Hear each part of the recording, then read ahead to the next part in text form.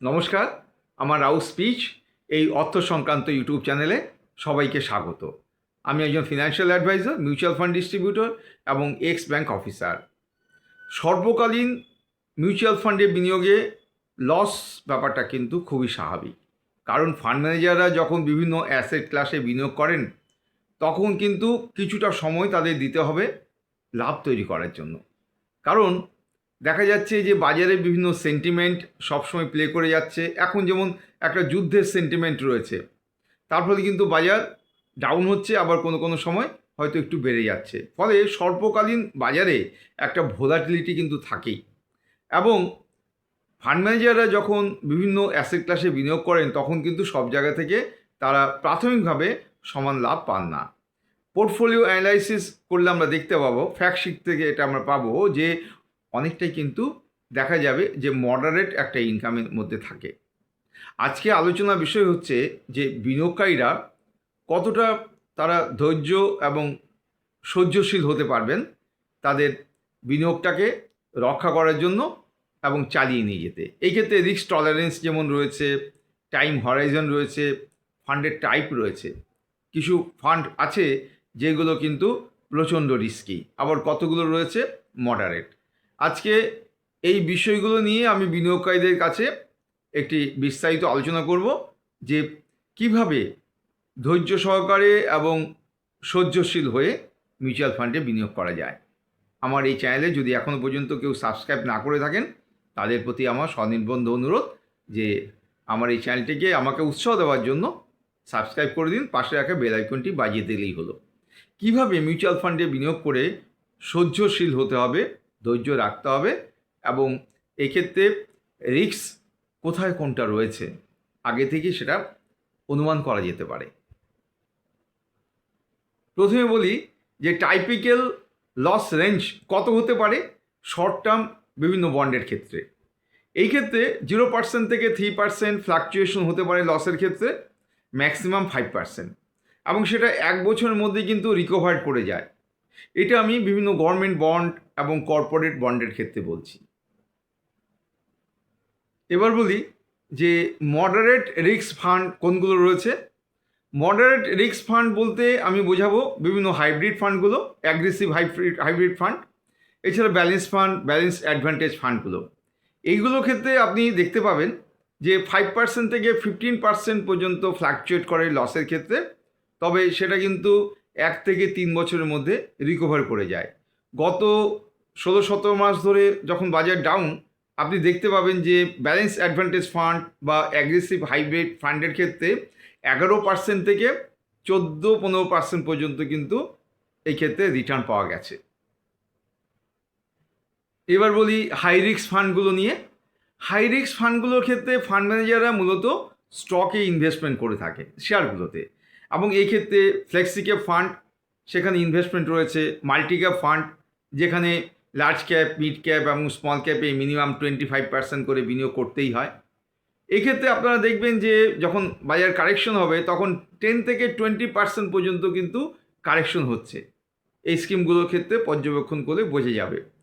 এবং যখন দেখা যাচ্ছে একটি বড়সড় বাজারে ক্র্যাশ নেমেছে তখন কিন্তু 30 থেকে 40% পর্যন্ত ডাউন হয়ে যায়, যেমন উঠছে তেমনি নামছে। এক্ষেত্রে আমরা কোভিডের সময় দেখেছি যে বাজার প্রায় 40% ডাউন হয়ে গিয়েছিল, কিন্তু বাজার কিন্তু রিকভার করে গেল পরে 2-3 মাসের পর থেকে, এবং সেটা পরবর্তী 1.5 বছরের মধ্যে কিন্তু একটা বুলিশ পর্যায়ে চলে গেল। অতএব এক্ষেত্রে কিন্তু প্রচণ্ড লাভ হতে পারে যদি কেউ হাই রিস্ক ফান্ডের ক্ষেত্রে বিনিয়োগ করেন। এটা বলা হয়ে থাকে যে যত রিস্ক বেশি তত রিটার্ন বেশি।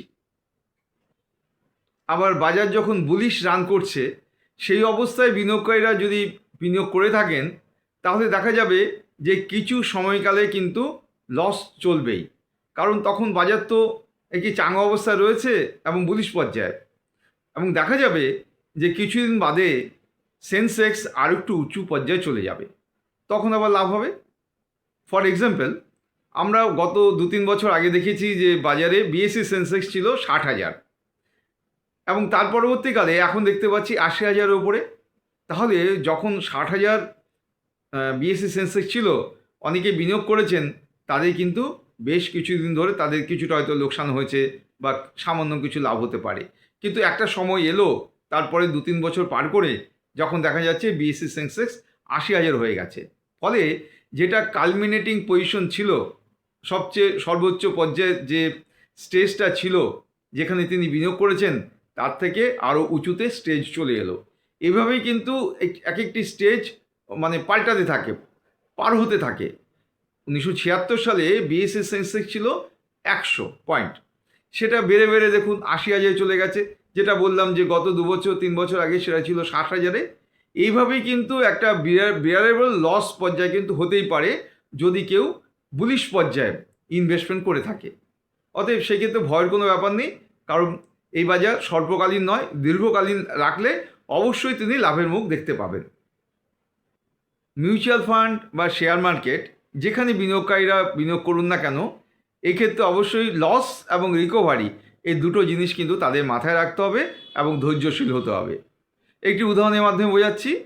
মনে করুন কোনো বিনিয়োগকারী মিউচুয়াল ফান্ডে 1 লক্ষ টাকা বিনিয়োগ করলেন এবং 20% বাজার কিন্তু কারেকশনে চলে এলো, লস হয়ে গেল এবং সেক্ষেত্রে ভ্যালু গিয়ে দাঁড়ালো 80,000। এরপরেই বাজার রিকভার করবে, এটাই কিন্তু বাজারের সাইকেল। রিকভার করে গেল 25%, তাহলে 80,000 থেকে 25% রিকভার করলে দেখা গেলো আবার 1 লক্ষ টাকা হয়ে গেল। অতএব এই ক্ষেত্রে এই লসটা কিন্তু একটা টেম্পোরারি। বিনিয়োগকারীকে এটা বুঝতে হবে যে বাজার যখন লস হলো তখন যদি তিনি টাকা তুলে নেন তাহলে কিন্তু তার সমূহ লোকসান হলো। অতএব একমাত্র মন্ত্রটাই হচ্ছে ধৈর্যশীল হতে হবে। বাজার আজকে ডাউন তো কালকে আপ। আপনারা দেখবেন গত 3 দিন আগে আমরা দেখেছি যে শেয়ার মার্কেটে প্রায় 1,500 পয়েন্ট ডাউন ছিল বিএসসি সেন্সেক্স। তারপর দিন আরও ডাউন হলো 1,048, আর গতকাল সেটা আবার আপ হয়ে গেল 900 পয়েন্ট। তাহলে আপ কেন হলো? এই ক্ষেত্রে ইস্যুটা কিন্তু যে কোনো কোম্পানির শেয়ারের দাম কমে গেছে, বেড়ে গেছে কোম্পানির বিভিন্ন কার্যক্রমের কারণে তা নয়। এটা হচ্ছে বাজারের সেন্টিমেন্ট। সেই কারণে বাজার উঠবে নামবে এটাকে মাথায় রাখলে চলবে না। কোনো শেয়ারের দাম আজকে কমে গেল, কালকে বেড়ে গেল, এটা কিন্তু বাজারের সেন্টিমেন্টের জন্য হয়। কারণ ওই কোম্পানি যে ইন্ডাস্ট্রির ক্ষেত্রে জড়িত রয়েছে, সেই ইন্ডাস্ট্রির ক্ষেত্রে দেখা গেল যে কোনো ভূ অর্থনৈতিক বা ভূ রাজনৈতিক কোনো একটা সমস্যা তৈরি হলো। যেমন অয়েল ক্রাইসিস চলছে এখন যুদ্ধের জন্য, তার ফলে অয়েল যে কোম্পানিগুলো রয়েছে, অয়েল ইন্ডাস্ট্রি, সেই ক্ষেত্রে তার মধ্যে কিন্তু এই ঘটনাটা ঘটতে পারে যে আজকে কমে গেল, কালকে বেড়ে গেল। এখন আমি 3-4টি টিপস বলবো যে কী করে এই লসটাকে কমানো যায়। মিউচুয়াল ফান্ডের লস কমানোর সবচেয়ে বড় মেথড হচ্ছে এসআইপি বা সিস্টেমেটিক ইনভেস্টমেন্ট প্ল্যানের মাধ্যমে বিনিয়োগ করা। তাতে বিনিয়োগকারী যে মান্থলি, কোয়ার্টারলি বা উইকলি যে ইনস্টলমেন্টটি তিনি দিচ্ছেন, সেই ইনস্টলমেন্টটি পরের মাসে যখন তিনি আবার দেবেন তখন কিন্তু সেম নেট অ্যাসেট ভ্যালুতে তিনি পেমেন্ট করবেন না, কারণ এটা সবসময় কিন্তু পরিবর্তিত হয়। ফলে রুপি কস্ট অ্যাভারেজিংয়ের সুবিধা পাওয়া যায় এবং এইভাবেই দেখা যায় যে বেশি করে ইউনিট জমতে শুরু করে এবং দাম বাড়ে। কোনো সময় কম ইউনিট জমলেও দেখা যাবে যে দীর্ঘমেয়াদে ইউনিট পরিমাণ কিন্তু অনেক বেশি পাওয়া যায়। এছাড়া স্টেপ আপ পদ্ধতি রয়েছে। বৎসরান্তে এক্ষেত্রে অনেকটা অ্যামাউন্ট বাড়িয়ে দেওয়া যেতে পারে ইনস্টলমেন্টটাকে। ঠিক এসআইপির মতোই আবার লামসাম বিনিয়োগ করা যায়, এডিশনাল পারচেস করে করে ইনস্টলমেন্ট ওয়াইজ। একবারে পুরোটা পারচেস না করে লামসাম এক্ষেত্রে ইনস্টলমেন্ট ওয়াইজ পারচেস করা যেতে পারে। অনেকে আবার বিভিন্ন জায়গায় লিকুইড ফান্ডে টাকা রাখতে পারেন, সেই ক্ষেত্রে ওখান থেকে টাকা তুলে তুলে আবার তিনি ইকুইটিতে টাকা জমাতে পারেন। এছাড়া মিউচুয়াল ফান্ডের ক্ষেত্রে সবসময় আমি বলবো যে 5 বছরের বেশি এখানে লং টার্মে টাকা রাখার জন্য। তার ফলে কি হবে, শর্ট টার্মে যে দাম বাড়বে কমবে, কারণ হয়তো বিনিয়োগকারী বুলিশ পর্যায়ে টাকা রেখেছিলেন, তখন হয়তো দাম একটু কমে গেল। এরপরে যখন আবার এই পর্যায়টা পার হয়ে যাবে, যখন দেখা যাবে যে সেন্সেক্স আরও উপর দিকে চলে যাবে, তখন তিনি লাভ পাবেন। এইভাবে দীর্ঘমেয়াদে টাকা রাখলে লাভের পরিমাণ বাড়বেই। মিউচুয়াল ফান্ডে লস থেকে কি করে বিশাল লাভ হতে পারে? যখন মার্কেট ফল করে তখন লস হয়ে গেল, এরপর দেখা যাচ্ছে ফান্ড ম্যানেজাররা তার ফলে অনেক কম রেটে তারা বিভিন্ন শেয়ার কিনতে পারে এবং তারা এই শেয়ারগুলোকে হোল্ড করে থাকে। এরপর দেখা যাচ্ছে মার্কেট রিকভার করছে, মার্কেট যে রিকভার করছে প্রাইস বেড়ে যাচ্ছে শেয়ারগুলোর, এবং পরবর্তীকালে ইনভেস্টররা সেক্ষেত্রে হায়ার রিটার্ন পাচ্ছে যখন তারা দীর্ঘদিন তারা ওই স্কিমটিকে চালিয়ে নিয়ে যাচ্ছে। কারণ এক্ষেত্রে যে পোর্টফোলিও থাকছে সেই পোর্টফোলিওটা মেনটেন করছেন ফান্ড ম্যানেজাররা। পোর্টফোলিওর মধ্যে অনেকগুলো বিভিন্ন শেয়ার থাকে, সেই শেয়ারগুলো যেগুলো ভালো কাজ করছে না সেগুলোকে তারা আবার বিক্রি করার সুযোগ পায়। এইভাবেই তারা অনেকটাই বাড়িয়ে নিতে পারে রিটার্নটাকে। এবং মিউচুয়াল ফান্ডে কিন্তু ডাইরেক্ট কোনো রিটার্ন হয় না, এক্ষেত্রে অ্যাভারেজ রিটার্ন, এবং দেখা যাচ্ছে যে রিটার্ন নর্মালি 15%-এর উপরেই কিন্তু এইভাবে লং রানে থেকে যেতে পারে। বুঝলেন যে কী করে লস থেকে হ্যাভক রিটার্ন তৈরি হতে পারে মিউচুয়াল ফান্ডে। একটু ধৈর্য চাই, তাহলে কিন্তু মিউচুয়াল ফান্ডের ক্ষেত্রে প্রচুর রিটার্ন আসে কম্পাউন্ডিং এবং রুপি কস্ট অ্যাভারেজিংয়ের মাধ্যমে। ফর এক্সাম্পল, এসআইপিতে কোনো বিনিয়োগকারী হয়তো মান্থলি 5,000 টাকা করে বিনিয়োগ করেন, তাহলে 10 বছরে তিনি বিনিয়োগ করছেন 6 লক্ষ টাকা। দেখবেন তখন রিটার্ন 12% রেট হিসাবে আমি ধরছি, তাতে সেটা প্রায় 11 থেকে 12 লক্ষ টাকা হবে। এই হিসাবটাকে যদি চালিয়ে নিয়ে যাওয়া যায় 15 বছর, তাহলে 15 বছরে তিনি 9 লক্ষ টাকা দিচ্ছেন। দেখা যাবে যে সেটা কম করে 23 থেকে 25 লাখ টাকা গিয়ে দাঁড়াবে। তিনি যদি 20 বছর টাকা জমান তাহলে সেক্ষেত্রে তিনি 12 লক্ষ টাকা দিচ্ছেন, সেক্ষেত্রে 45 থেকে 50 লাখ টাকা গিয়ে দাঁড়াবে। আর তিনি যদি 27 বছর টাকা জমা করেন তাহলে সেক্ষেত্রে 16 লাখের মতন টাকা তিনি দিচ্ছেন, 15 থেকে 16 লাখ টাকা, সেক্ষেত্রে 1 কোটি টাকা পৌঁছে গেল। এটা কিন্তু শুধু অঙ্কের হিসাব নয়, এই ক্ষেত্রে টাকা রেখে মানে প্রতি মাসে টাকাটার যেটা 5,000 টাকা সেটা শুধু দিতে হবে, এটা মাথায় রাখতে হবে। কিন্তু দেখা যাচ্ছে যে মিউচুয়াল ফান্ডের ক্ষেত্রে, বিশেষ করে এসআইপির ক্ষেত্রে 3-4 বছরের বেশি কেউ টাকা জমাতে পারছেন না। কারণ যখনই দেখা যাচ্ছে যে নেট এসের ভ্যালু কমে যাচ্ছে, তিনি ভাবছেন আমার টাকাটা জমে গেল, জলে চলে গেল। আসলে তা নয়, এই ক্ষেত্রে ইউনিট বেশি জমা হচ্ছে এবং পরবর্তীকালে এই স্কিমটি অবশ্যই ভালো কাজ করবে।